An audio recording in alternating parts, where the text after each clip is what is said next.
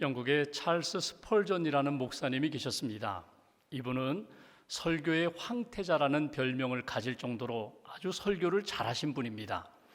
근데 이분이 40세 이후에는 관절염의 일종인 통풍으로 고생을 하셨습니다. 당시는 진통제가 발달하기 전이라 통풍 증세가 오면은 그대로 그 고통을 참고 견뎌야 하는 그런 때였습니다. 목사님에게 어느 날 통풍 증세가 왔습니다. 일어나지도 못하고 걷지도 못하고 강단에 서지도 못하는 때에 성도님 한 분이 찾아오셨습니다. 그리고 목사님에게 이렇게 질문합니다. 목사님, 통풍으로 몹시 아픈 이 순간에도 하나님 앞에 감사할 수 있을까요? 목사님이 대답하십니다. 예, 저는 지금 감사하려고 무척 애를 쓰고 있습니다. 이 병이 나은 후에 하나님 앞에 나아가 기쁨으로 감사함으로 하나님 앞에 영광 돌리고 싶습니다. 그러자 이 성도님이 한 걸음 더 나아가 이렇게 말을 합니다. 목사님, 지금 아픈 이 순간에 하나님께 감사해야 하지 않을까요? 성경에도 범사에 감사라고 말씀을 기록하셨고 목사님이 종종 범사에 감사해야 합니다. 어떤 경우에도 감사해야 합니다. 이렇게 설교를 하셨는데 지금 고통 가운데 있는 이때에 하나님 앞에 감사해야 하는 것 아닙니까? 하나님께서 감사할 때 은혜도 주시고 치유도 주시고 회복해 주실 텐데 감사해야 되지 않을까요? 성도의 권면을 들으면서 목사님이 내가 범사에 감사하지 못하고 있구나 깨닫게 되고 하나님 앞에 회개했다는 것입니다.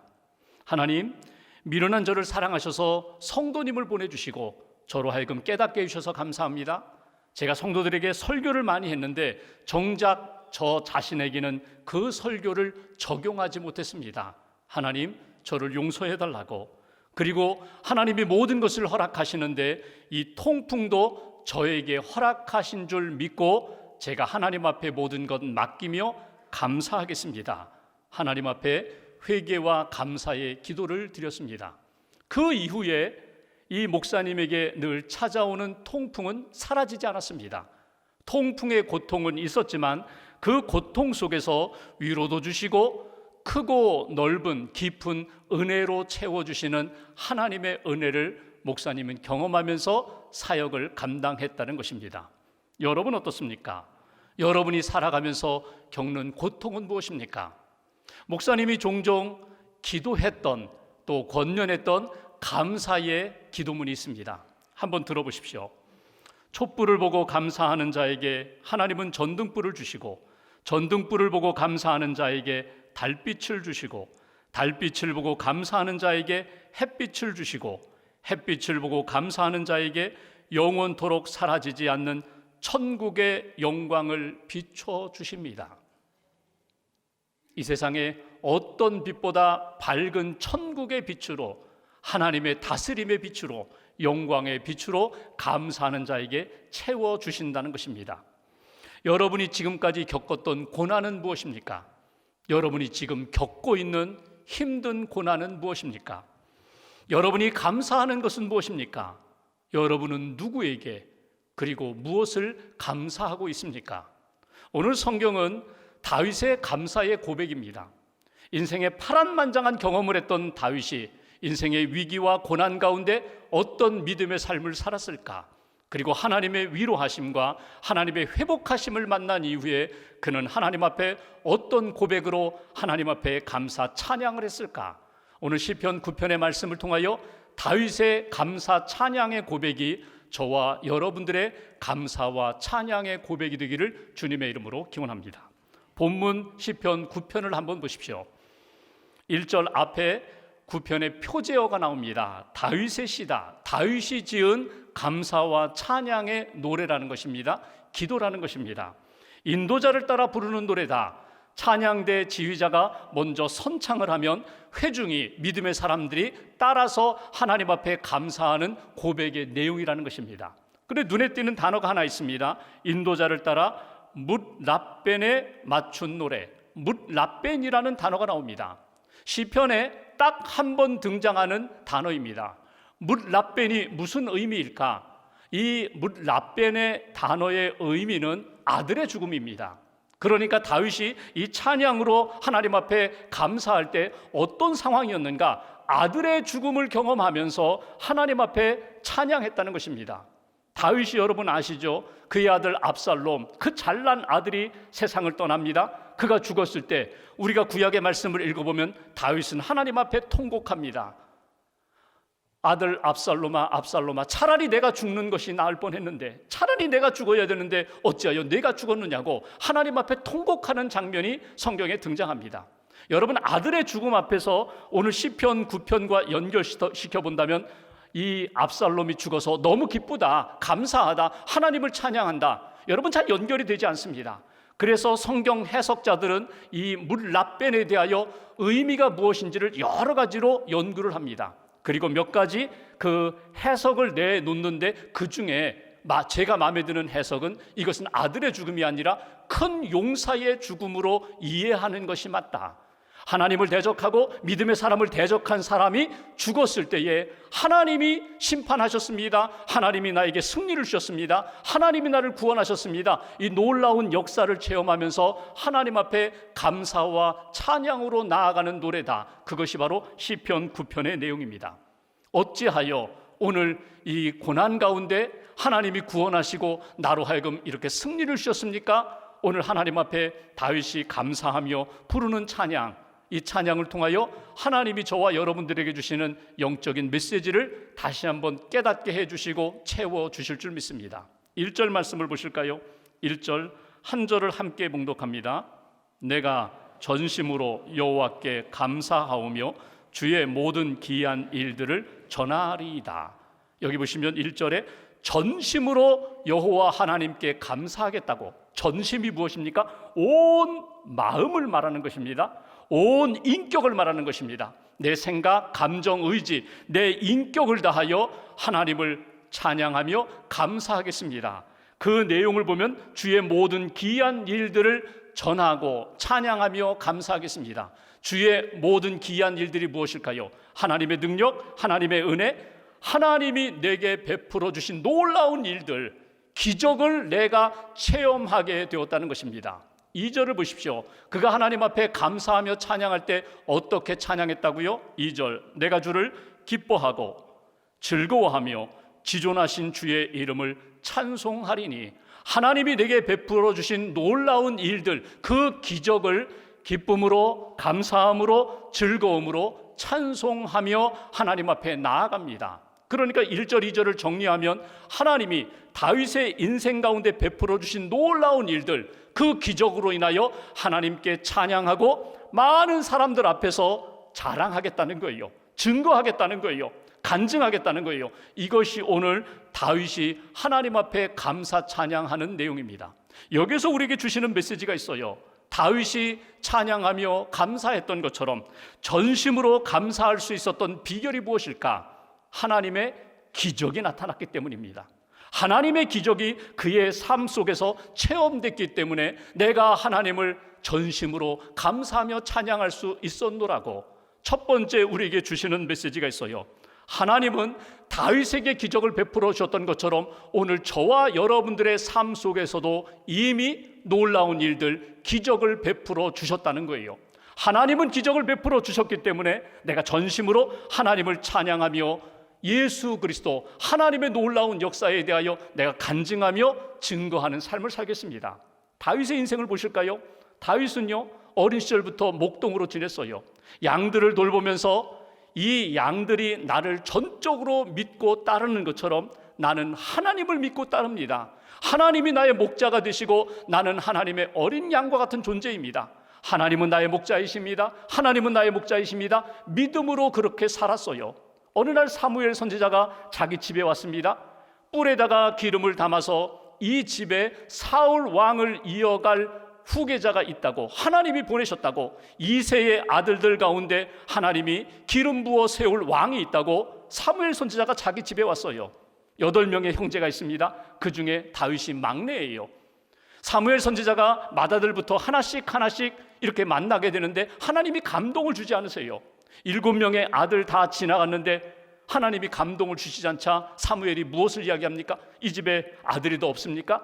아버지가 말합니다. 형들이 말합니다. 막내가 있기는 있는데 그 다윗은 변변치 못해요. 어디 있어요? 지금 들에서 양을 여전히 치고 있어요. 그 다윗을 데려오라고 만나는 순간 하나님이 감동을 주셔서 다윗에게 기름을 부어요. 여러분, 이것은 다윗의 입장에서는요, 기적이에요.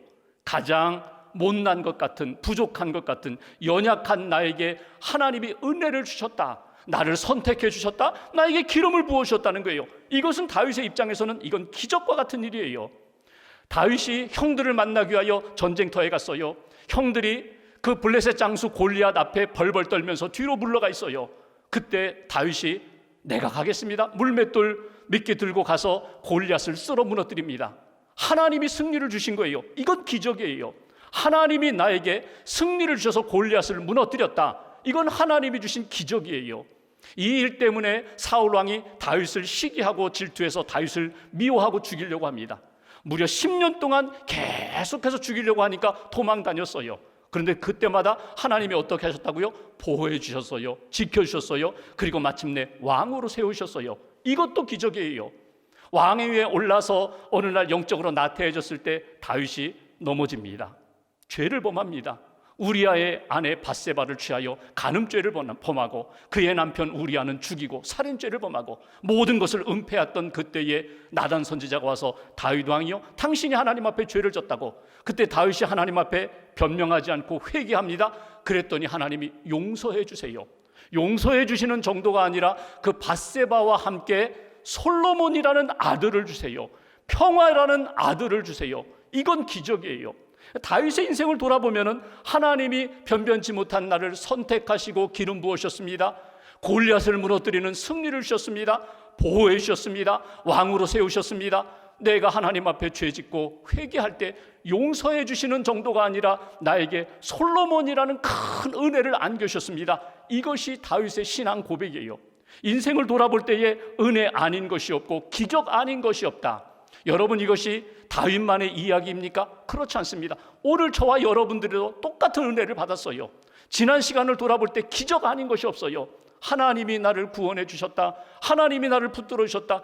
그때 내 앞에 있던 골리앗을 하나님이 무너뜨려 주셨다. 이 모든 것이 하나님의 은혜요, 하나님의 기적이라고. 그래서 오늘 11절에 보면은 다윗은 백성들에게 이야기합니다. 너희는 하나님이 이루어 가시는 역사, 하나님이 이루신 역사에 대하여 늘 찬송할 뿐만 아니라 그 모든 일들에 대하여 백성들 앞에서 선포하는 삶을 살아라. 이것이 하나님 앞에 마땅히 드려야 할 감사라고 그렇게 증거하며 권면합니다. 여러분, 감사가 어떻게 이루어지나요? 감사는 받음에서부터 시작됩니다. 나는 받았어요. 나는 하나님으로부터 받았어요. 나는 부모님으로부터 받았어요. 나는 선생님으로부터 많은 것들을, 귀한 것들을 받았어요. 받은 것에서부터 감사가 시작돼요. 받았는데 깨닫지 못하면, 받았다는 것을 인정하지 않으면요, 감사가 이루어지잖아요. 근데 나는 받았는데 하나님이 나를 사랑하셔서 이것을 주셨어요. 하나님이 사랑하셔서 내가 원하는 것도 주셨지만 내가 원하지 않는 것들도 하나님이 주셨어요. 지금은 맞지 않는 것 같은데 그럼에도 불구하고 내 인생에, 내 신앙에 유익하기 때문에 하나님이 사랑으로 내게 주셨다. 그리고 나면은요, 그것을 깨닫고 나면은요, 눈물이 나와요. 가슴이 뜨거워져요. 내 삶의 변화가 일어나요. 하나님 앞에 뭔가 내가 좀 하고 싶어요. 내가 변화되어서 하나님을 기쁘시게 하고 싶어요. 그래서 막달라 마리아가 옥합을 깨뜨려서 향유를 예수님께 부은 것, 은혜를 받았으니까, 사랑을 받았으니까 너무너무 감사해서 내가 무언가 주님께 드리고 싶은 것, 그래서 드림이 나오고 헌신이 나오는 거예요. 삭개오가 예수님을 만나요. 뽕나무, 돌감람나무에 올라가 있는 삭개오, 내려와라 삭개오야, 내가 오늘 밤에 내 집에서 하루 묵어야겠다. 삭개오가 너무 신이 나서 집에 예수님을 모신 다음에, 예수님, 제 재산의 절반을 가난한 자들에게 나누어 주겠습니다. 속여서 빼앗은 것, 토색한 것 4배를 갖겠습니다. 이제는 재산이 중요하지 않다는 거예요. 은혜를 받았으니까, 사랑을 받았으니까, 구원받았으니까, 아브라함의 자손이 되었으니까 이제는 나는 하나님만 붙잡고 나는 주님만 따라가겠습니다. 이렇게 변화되는 거예요. 여러분, 감사의 인생은 어디에서 나타나는가? 내게 베풀어 주신 은혜, 하나님이 내게 기적을 베풀어 주셨습니다. 은혜를 베풀어 주셨습니다. 사랑을 베풀어 주셨기 때문에 제가 받았습니다. 제가 너무너무 감사합니다. 하나님 앞에 이 감사함으로 찬송을 부르고 사람들에게 증거하고 선포하며 살겠습니다. 오늘 다윗의 이 감사의 고백과 찬양이 저와 여러분들의 찬양과 고백으로 나타나기를 주님의 이름으로 기원합니다. 두 번째로 4절 말씀 보실까요? 4절 한 절 함께 봉독합니다. 주께서 나의 의와 송사를 변호하셨으며 보좌에 앉으사 의롭게 심판하셨나이다. 아멘. 억울한 일을 당했어요. 사람들로부터 버림을 받았어요. 송사를 당했다는 거예요. 너무너무 억울해서 너무너무 분해서 견딜 수 없는데 누가 찾아왔다고요? 하나님이 찾아오셨다는 거예요. 하나님이 찾아오셔서 옆에 계세요. 위로해 주세요. 변호해 주세요. 재판관처럼 심판해 주세요. 재판해 주세요. 너는 잘못이 없다. 너는 믿음을 지켰어. 너는 의의 길을 걸어갔어. 내가 너를 붙들어 내가 일으켜 줄게. 하나님이 위로해 주시고 변호해 주시고 그리고 재판해 주셔서 승리를 안겨 주신다는 거예요. 5절 보실까요? 제가 봉독합니다. 이방 나라들, 하나님을 믿지 않는 사람들, 하나님을 부인하는 사람들, 이방 나라들을 책망하시고 악인, 하나님의 역사에 대하여 반항하고 거부하고 부정하는 사람들, 의를 핍박하는 사람들, 그 악인을 멸하시며 그들의 이름을 영원히 지우셨나이다. 하나님이 고난 가운데 있는 그 다윗에게 어떻게 하셨다고요? 찾아오셨다는 거예요. 그리고 다윗을 붙들어 주시고 위로해 주시고 변호해 주실 뿐만 아니라 일으켜 승리를 안겨 주셨다.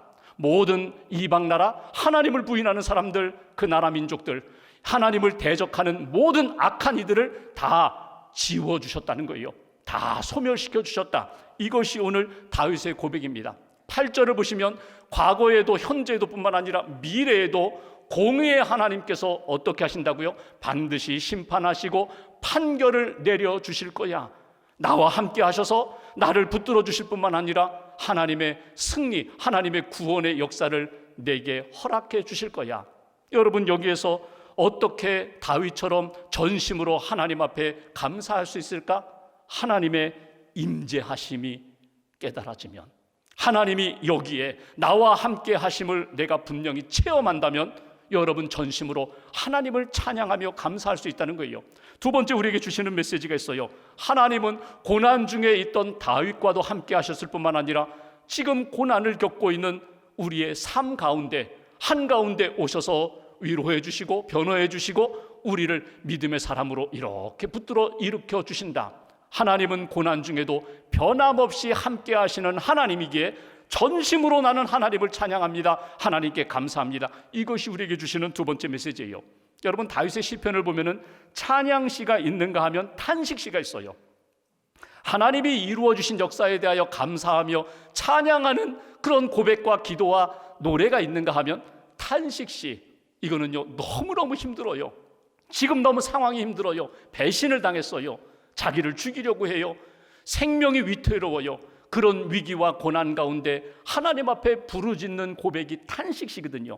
어찌하여, 하나님 어찌하여 나에게 이런 일을 행하십니까? 하나님 어찌하여 우리 가정에, 우리 자녀에, 우리 나라에, 이 사회에 이런 일들을 만드십니까? 하나님 앞에 탄식하는 거예요. 원망하는 것으로 시작되는 것 같지만 여러분, 탄식시가 이렇게 흘러가면서 무엇으로 바뀌는지 아세요? 주님을 그럼에도 불구하고 제가 바라봅니다. 주님을 의지합니다. 주님이 여기 함께 계심을 내가 믿습니다. 그러니까 탄식시가 나중에는 원망으로부터 시작해서 하나님 앞에 대한 믿음의 고백으로, 하나님이 여기 함께 하시기 때문에 나는 주님을 의지하겠습니다, 믿음의 결단으로 바뀌는 것을 우리가 보게 됩니다. 여러분, 다윗의 그 고난 가운데 그가 붙들었던 건 딱 한 가지예요. 나의 영혼이 잠잠히 나는 하나님만 바라보겠습니다. 하나님만 바라보고 하나님이 나와 함께 하신다면 나는 그것만이면 족합니다. 하나님이 함께 하신다면 나는 문제 없습니다. 나는 일어설 수 있어요. 나는 견딜 수 있어요. 나는 끝까지 소망 가운데 살아갈 수 있어요. 이것이 하나님 앞에 고백하는 내용이에요. 여러분, 봄이 되면 과수원에서 농사 짓는 분들이 전정을 해요. 가지를 막 잘라요. 나무 입장에서 보면요, 왜 자르나? 이 가지가 계속, 이 가지가 풍성해야 열매도 많이 맺을 텐데, 근데 농부는요 막 잘라내요. 병든 가지들을 막 잘라내요. 그 나쁜 가지, 못된 가지들을 잘라내요. 그래야 풍성한 충실한 열매를 맺을 수 있다는 거예요. 어떤 가지는요 막 휘어서 묶어요. 그래야 나무가 건강하게, 나무가 튼튼하게 성장할 수 있다는 거예요. 나무 입장에서 보면은요, 아니 저 잡초들은 가만히 방치하고 왜 나만 이렇게 잘라내고 휘어서 고난을 겪게 하나 억울할 수가 있어요. 근데 시간이 지나가 보면요, 맞아요. 그분이 내게 이런 고난을 통하여, 이런 아픔을 통하여 나를 성숙케 하고 거룩한 하나님의 백성으로 만들어 주신 것을 우리가 뒤늦게 깨달아요. 고난의 현장 속에서 우리가 놓치지 말아야 할 것은 하나님의 임재하심이에요. 하나님의 계획하심이에요. 하나님의 섭리하심이에요. 하나님의 인도하심을 맡기고 하나님 앞에 나아갈 때 악한 것들은, 거룩하지 못한 것들은 소멸시키시고 믿음의 사람, 하나님의 사람들을 붙들어 끝까지 열매 맺는 믿음의 사람으로 만들어 주신다. 오늘 다윗의 고백을 통하여 우리가 어떻게 하나님 앞에 전심으로 감사할 수 있을까? 하나님은 모든 믿음의 사람들을 붙들어 주시고 보호하시고 구원하시는 하나님, 하나님은 나를 붙들어 주시고 구원하실 하나님이심을 믿습니다. 과거 현재뿐만 아니라 미래에도 하나님은 나를 구원하실 하나님이심을 나는 확신합니다. 그러므로 감사합니다. 이것이 오늘 하나님 앞에 드릴 감사의 고백이에요. 여러분, 인생을 살면서 다윗이 골리앗을 만났던 것처럼 우리 인생에 골리앗을 만날 때가 있어요. 도저히 안 돼요. 이길 수 없어요. 감당할 수 없어요. 그런데 우리가 그 상황에 붙들 건 딱 하나, 예수의 이름밖에 없어요. 하나님의 이름밖에 없어요.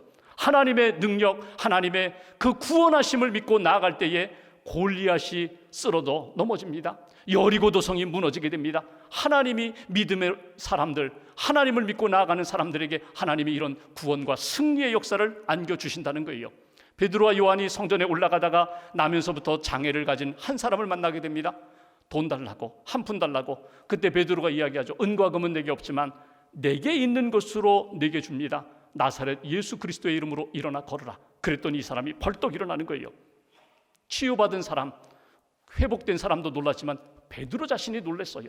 예수의 이름에 이런 능력이 있구나. 그러니까 어떤 고난이 찾아와도 예수의 이름 붙잡으면은요, 일어날 수 있어요. 어둠이 물러가고 빛으로 채워질 수 있어요.